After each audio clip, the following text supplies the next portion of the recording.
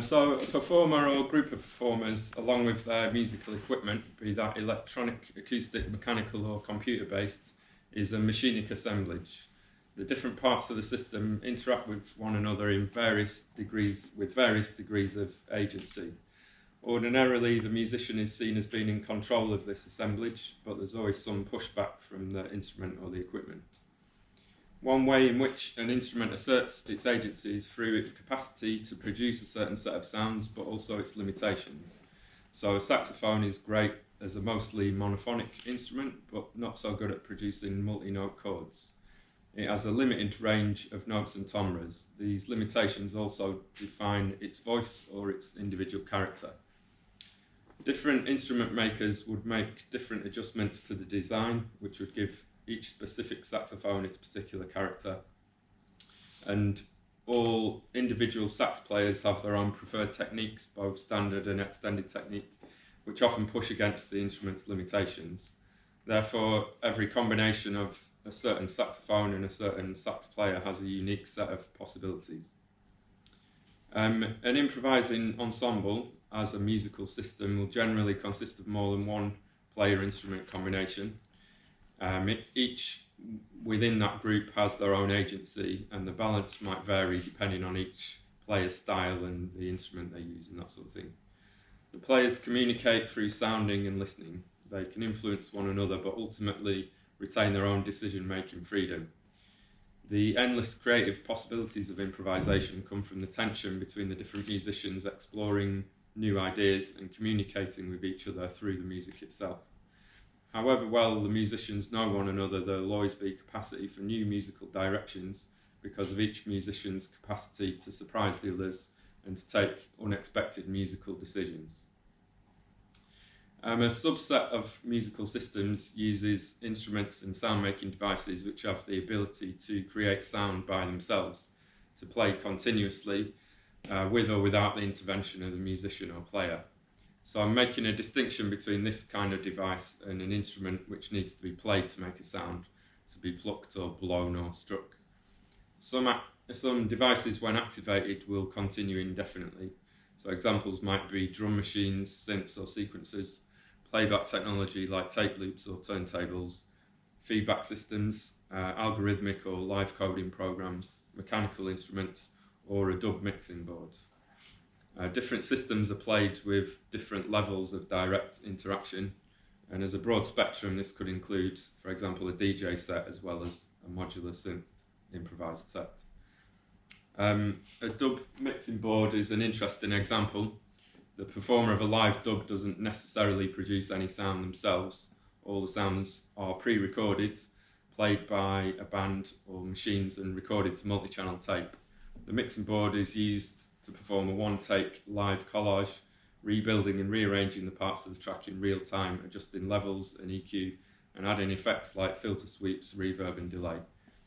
The mixing desk is often referred to in writing about dub as an instrument, but it's an instrument of arrangement rather than a sound generator. So there's a level of prepared, pre-scored content in this kind of semi-automated system, or in the case of dub specifically, there's an unchangeable trajectory. The master tape is only so long, so the dub can only be as long as the original take. But there's also potential for various degrees of improvisation. King Tubby, pictured, was famously influenced by jazz, and most live dubs would be improvised rather than meticulously planned. Michael Lee Veal writes, all of his associates attest to King Tubby's deep love of jazz, and it seems plausible that his sensitivity to jazz's labyrinth of split-second creative decisions was reflected in his refashioning of the multi-track mixing board as an improvisational instrument, as well as pioneering the dub remix as an act of real-time improvisation. Likewise, Jeff Mills, playing the TR-909 drum machine in his Exhibitionist 2 video, has some freedom to take the strictly kind of gridlock techno in different directions. Often a live electronic music setup is a small-scale musical system with one player and one machine. In this sort of semi-automated system, the player's role is somewhere between improviser, conductor, musician, arranger, producer, and if you include the selection of the specific selection and development of parts of the system, such as choosing the specific synth modules or other raw materials like which records to use.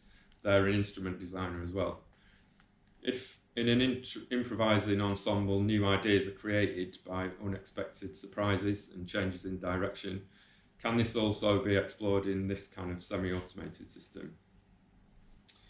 The phrase ghost in the machine comes up fairly regularly in conversation as something which could help producers and electronic musicians in finding new sounds and new playable interfaces.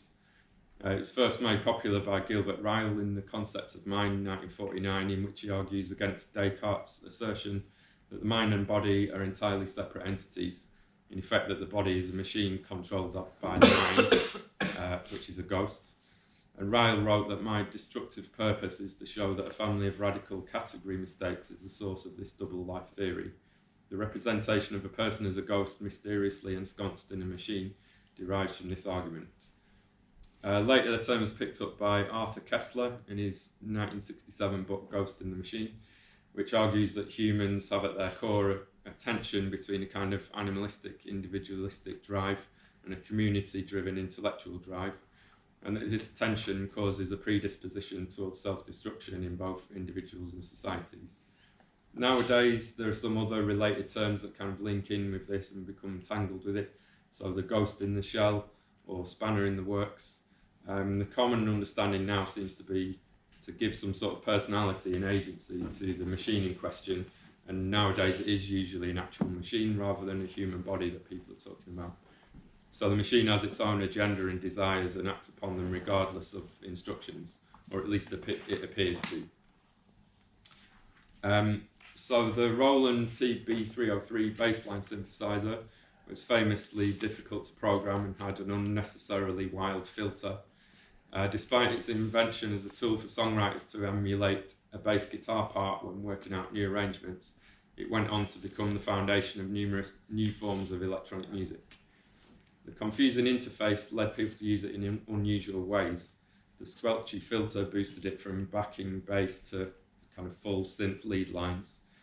And it worked better as a hands-on tool for creating new music than it did as its kind of original intended purpose.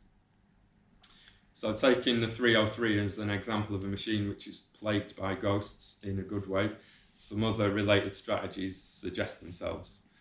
So in addition to a difficult interface and unnecessarily tweakable parameters, these include an overly complex system, something too difficult for the player to understand, deliberately shoddy build quality leading things to slip out of sync, and wrong playing or ordinary human error going unnoticed.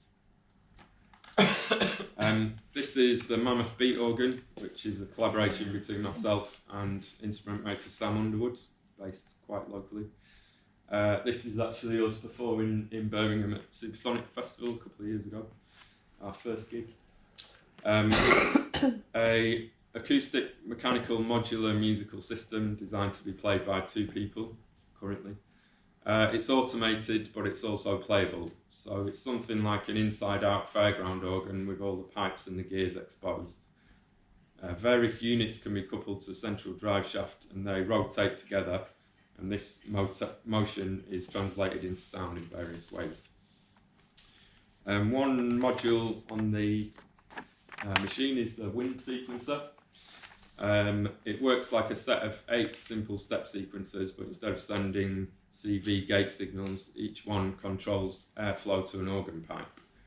Each of the 8 green wheels has 16 sliding pegs which, when they're in position and the axle is turning, open a valve allowing air to flow to a pipe. These pipe sockets can hold organ pipes as pictured, or accordion reeds or swanny whistles, or anything that can be blown to make a sound. And these can be hot swapped in real time, and the 16 steps in each pattern can be switched in and out in real time too. In the most recent update, it includes a gearing system which allows each side of the module, so each set of 4 pipes or sequences, to run at different rates. So ratios of 1 to 1, 1 to 2, 2 to 3 and 3 to 4 are currently all possible. We also, one of the other units plays kind of beats and rhythms. and this uses cams of different shapes on 4 beater arms, allowing percussion to play at different patterns in synchronization, in theory in synchronization with the organ pipes. The cams arms are in divisions of 2, 3, 4, 5, 6, 7, 8 or 16, so this is just a selection of a few of them, which leads to lots of possibilities of polyrhythms in each cycle. And then each beater also has gears to play different ratios, so including 2 to 3, 3 to 4, 8 to 9 and various others. So the gears, the cams, the relationships between them can be changed on the fly, and the combinations can easily become too complicated to predict. And the only way to work out whether they work is by listening. So what happens when you play 5, 7 at a ratio of 3 to 4? There's only one way to find out. Surely the machine is doing something neither of us could predict or would normally choose to explore. I'm just going to whiz through quickly. So another project of mine is mechanical techno. It's a kind of rotating sequencer, and the different layers make different sounds. The idea is that they all stay in sync with one another. One of the early improvements that I made to the system was the kind of dividing blocks that go in between the layers, which were initially parcel tape, but I later upgraded them to drilled kind of wooden blocks. The initial tests were good, but I soon realised that the piece of wood that I used wasn't uniform thickness, so they were still kind of a bit wobbly and wonky. But this allows a bit of lean on the tower, and that gives it a kind of weird shuffle. Not too much to threaten the balance, but enough to kind of change the rhythm slightly. So given the option to kind of upgrade some machine perspex blocks, I decided not to, because I would lose the kind of shuffle and the weirdness of these rhythms. Last example here is a recent collaboration with Lucy Cheeseman, aka Heavy Lifting. We're both controlling here the same instance of tidal cycles, live code sequencer and sample playback program, and we're both using the same text editor through a program called Troop. The interface shows our code in a different colour each to enable us to keep track of what we're doing.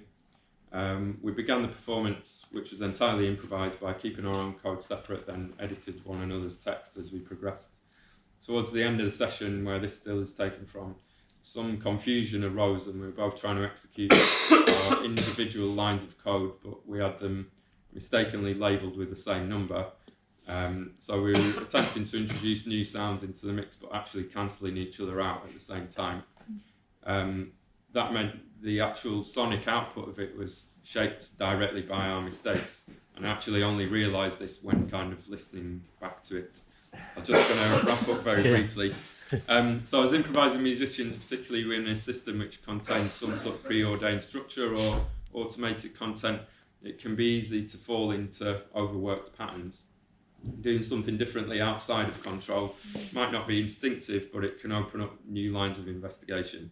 Encouraging a system to generate surprises can be a catalyst to change within such a system. Allowing such creative errors can make improvising with a musical system feel more like playing with another musician or another entity. Thanks.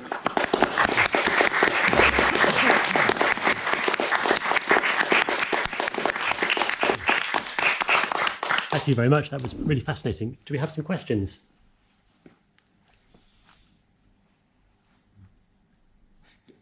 I have a question. Yeah. Sorry, did I put in? Oh. That's right. Okay. How much do you feel that there's the ghost in the machine in the mammoth beat organ? Because aren't you controlling it to the next level? Yeah, we are controlling it, but again, it can sort of run by itself. I mean, I'm still not quite sure how you sort of summon the ghost in the machine or something, but I think one of the ways is, I mean, yeah, there's a couple of things that I mentioned. Having it so that it doesn't always do what you tell it to means that, and I guess the kind of limitations as well means that, you know, the actual machine itself dictates what you can do, because you've only got 8 slots to put an organ pipe in, so you've only got 8 possible notes to choose from. And I think that's what I'm getting at really, is that, like, you know, the actual design of the system itself is going to dictate what you can make. And yeah, having it, being able to surprise you. I think sometimes, I guess with mechanical techno, I'm more used to things happening where even a cable gets tangled in something and part of it stops and the rest of it carries on. We have to be careful with the mammoth beat organ because it would take your fingers off if you got them in the cogs and things, so it's kind of dangerous like that. But I think there are things like that sometimes where, the fact that we sort of designed it so that the units, because they're all rolling off the same drive shaft, would stay in sync with each other, but it's really hard to keep them together. And so then we're at a stage where we've got a choice of, do we now make something with tooth cogs or tooth belts that is always going to stay in sync, or do we try and learn how to work with the machine in order to be able to spin it forwards and back so that it naturally wants to drift, but we can kind of wrestle with it. So yeah.